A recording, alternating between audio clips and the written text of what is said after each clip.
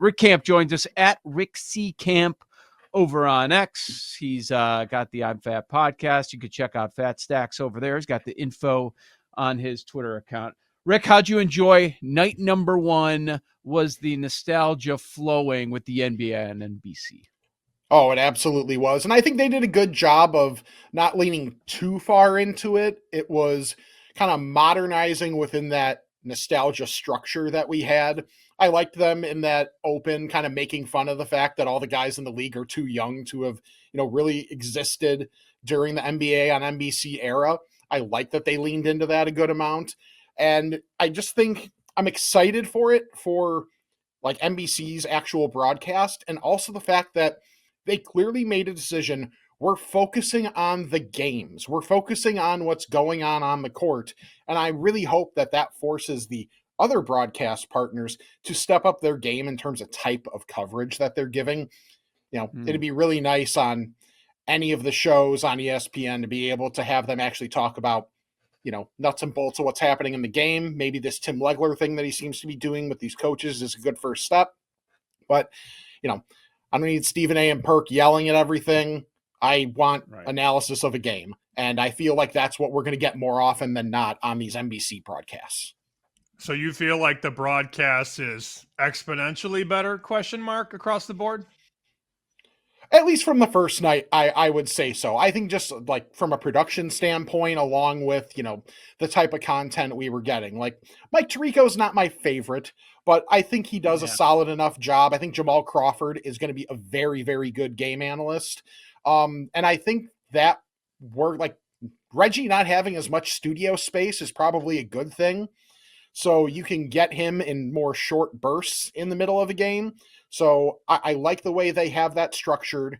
And, I don't want to over-index one game, or one night, but if nothing else, I think they're on the right track with how they're going about it. Let's start with the title odds. Of course, the Thunder is your favorite. They had a ring night last night, and we saw what happened there. They don't cover the number. And we've got the Nuggets as a second favorite. Cavs. Okay, now we get to the Eastern Conference third. Knicks fourth.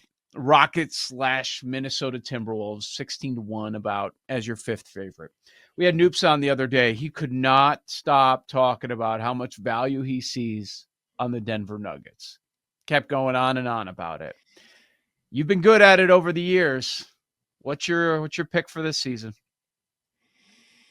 I was feeling so good about getting on the Nuggets early in the off season, and now everybody is on the Nuggets, and I'm worried because, now mind you, should the Thunder be the favorites? Absolutely. But I do like how the Nuggets have gone about trying to focus on depth a little bit more this off season. Tim Hardaway Jr., Bruce Brown, Jonas Valanciunas, those are guys that, are they closer to the end than not? Sure. But when you're in the window right now with Nikola Jokic, that's what you have to do. And they also have guys that still have some ceiling to be able to raise what this team can be. Could that be Christian Brown, maybe getting a little more consistent on his shot, being willing to take more threes, or just the different elements that Cam Johnson can give them versus what Michael Porter Jr. was. Cam Johnson, a little bit better off the bounce, and he's going to be a little better defensively. He's not good, but he's going to be a little better defensively than Porter in a different style. He's not going to be a guy that can give you any sort of backline rim protection or anything, but he can be another guy to at least slow down someone who's got the ball at the point of attack a little bit. That's going to be Christian Brown's job, but I think he gives them more versatility offensively with that depth. Having guys like Peyton Watson, who's going to be playing for a contract, who's going to be an important guy off their bench. Maybe a guy like Julian Strother is able to be mixed in as opposed to being relied on. So if you're in a spot where you just need some buckets, that's a guy that can go in there and get you some buckets and not do a whole lot else. It just gives Adelman a little more versatility to curtail what they're doing to each individual matchup, as opposed to, here are the 8 guys we got and we just have to hold on for dear life. And I'm hoping that with this depth, they're able to maybe play Jokic a few fewer minutes, or maybe give him a night off here and there, so that maybe the regular season performance isn't quite as high as it's been for someone like Jokic, but as a team, they're more ready for the playoffs. And with Jamal Murray looking good coming into the season and in shape and not having to rehab anything, I'm excited for what this team can be as the primary challenger to the Thunder, not just in the West, but for the title overall. And yet we still expect the Thunder to win. It's crazy how the numbers work and how our brains decipher the information, because a month ago, the Thunder were plus 270 at BetMGM. And if you were to ask somebody, they would say, oh, you can't bet that. You can't bet 270. Okay. Watch it be 185 by Christmas. Watch it be 150 by Valentine's Day. You can still do this. Let's talk about this bet. I understand we don't like betting favorites here, but the Thunder to win the NBA title and the Chiefs to win the Super Bowl is 20-1 right now at BetMGM. Who blows that one up, Joe? Thunder. How? Massive injuries? Yeah, it could happen. Can't be. What's the iffy matchup Denver for them too? That matchup, like if you just think, even if it gets to like Western Conference Finals, Thunder Nuggets, like Jokic is a weird matchup for them. I mean, considering what the Nuggets were by the time that series was happening last year, pushing them to the brink, like Denver's not the easiest matchup for the Thunder in that regard. Jokic just does not turn the ball over that much, and he's not a guy that's going to get sped up. Like you saw yesterday with these, the Thunder having to do kind of point guard by committee stuff. The Thunder defense was able to speed them up, and you were seeing turnovers from Şengün and Durant and Amen Thompson, and that's going to happen against a lot of teams, but when it's Jokic running the show and Jamal Murray to a certain extent too, those guys play at their own speed, and they're not going to be rushed quite as much by what the defense is doing. They like to dictate more than, like, one of the genius things that the Thunder do is they're able to dictate terms defensively to a lot of teams. And that's tough to do in this NBA environment. So I just think that the Nuggets are a harder matchup for them compared to a lot of the other teams that they could be facing. Campy, what's the team in the East? I don't think it's going to be anything earth-shattering in terms of who makes it out of the East. I think it's going to be one of your top three, probably. Cleveland, New York, Orlando. I do like Orlando.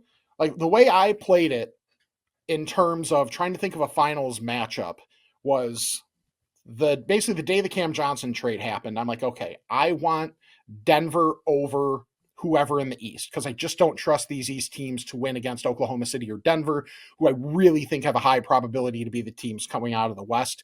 So I started just doing exactas, Denver over Cleveland, Denver over New York, Denver over Orlando, and trying to get a little bit of extra value that way. I can't wait to see what the Magic are going to be with Desmond Bane giving just a little bit more space for Paolo Banchero and Franz Wagner. Even if Franz can't shoot that much better than last year, hoping that Paolo can score just a little bit more efficiently, and Bane being able to give them any sort of shooting would be great. Jalen Suggs, when he gets back, gives them a great defensive element and another guy who can at least handle the ball in a secondary role. And they're a very good defensive team. Jamal Mosley is adamant about defense. The Knicks I'm worried about just because of these injuries right now. Mike Brown is a solid coach, but I'm kind of waiting to see with what they're going to end up being. And the Cavs, it's just they have injuries at this point. Evan Mobley, if he takes another step, it could just straight be the Cavs, assuming that they get healthy at some point this year. Looking at the screen right now at BetMGM, he's 20-1. I have him at 200-1 and 150-1. Oh my God, dude. So, yeah, those are... Where were those texts? Well... Nothing.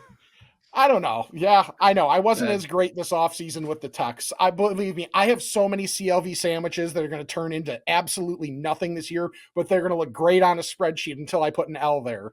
That's one that I really think there. One thing with that market, with the 6 man of the year market, DeAndre Hunter is one of the favorites. Depending on what book he's either the favorite or the second favorite. I don't think he's going to qualify. I think he's going to start too often because Max Strus is out a large portion of the season. So even when Strus, he's probably going to be out at least half of the regular season, even when he comes back, he's probably not going to be starting right away. So, and Atkinson has talked about how he likes DeAndre Hunter with the starting lineup. I don't think he's going to play enough games off the bench to even qualify. So I like the fact that we've got a, hashtag vulnerable favorite here. But as I look at that market, I really think Naz Reid has a good opportunity. But a lot of the names that are, towards the favorites of the board are not your traditional candidates. I don't know if I can trust Jordan Clarkson on the Knicks, or if he's dust, is he even the best guy to go with? Or is it Josh Hart, who's hurt right now, or Deuce McBride? You can get long odds on Deuce McBride to be sixth man of the year if you're looking for someone off the Knicks. If it's the Rockets, could it be Tari Eason instead? I don't know. He fouls too much, and he's not necessarily as much of a scorer. Anthony Simons with the Celtics, he's going to be the guy that comes off the bench with Pritchard starting. He might not last the season on that team because he's the easiest salary for them to trade to get out of the luxury tax altogether, to be able to reset some of their repeater tax penalties, which is a thing that you just have to think about in this, in this apron era that we're in right now, that especially for a Celtics team that is, not going to be near as good this year and not a contender, they're going to take that stuff into account a little bit more. So when you start taking some of those names out, it's like Naz Reid, and then maybe you look at some guys down the board. I feel like every year you have a ticket live at a good number for Coach of the Year. So let's hit on that. Are there any names you like there? Any numbers? And why is it Billy Donovan at 60? Okay. It is most definitely not Billy Donovan at 60 at all. It is Chris Finch at 35 with Minnesota. The big variable with Minnesota is their young guys off the bench. Can Rob Dillingham step into a secondary playmaker role? Especially if you have like Dante DiVincenzo may end the year starting over Mike Conley.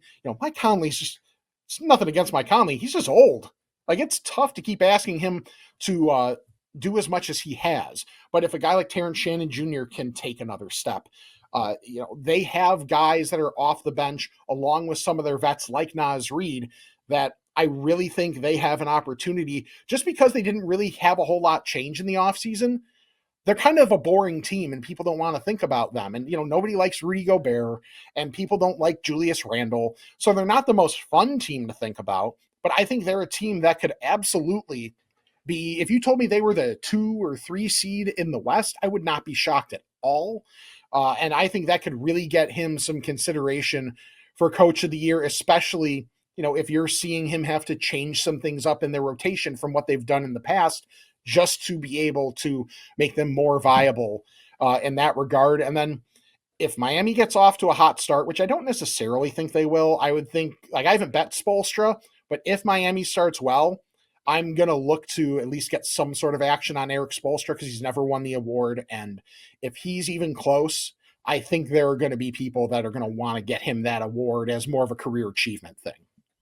Mm-hmm. We have about a minute left. I thought, Bulls will win 40, get the 9th seed, lose in the play-in game. Like, that's what they do. The win total's only 32.5. What am I missing here? I think it should be a slight over. The thing is, they had a lot of luck defensively last year. Opponents shot terribly from 3. They got a lot of opportunities. They just didn't make those opportunities. You also had Vooch shoot like 40% from 3.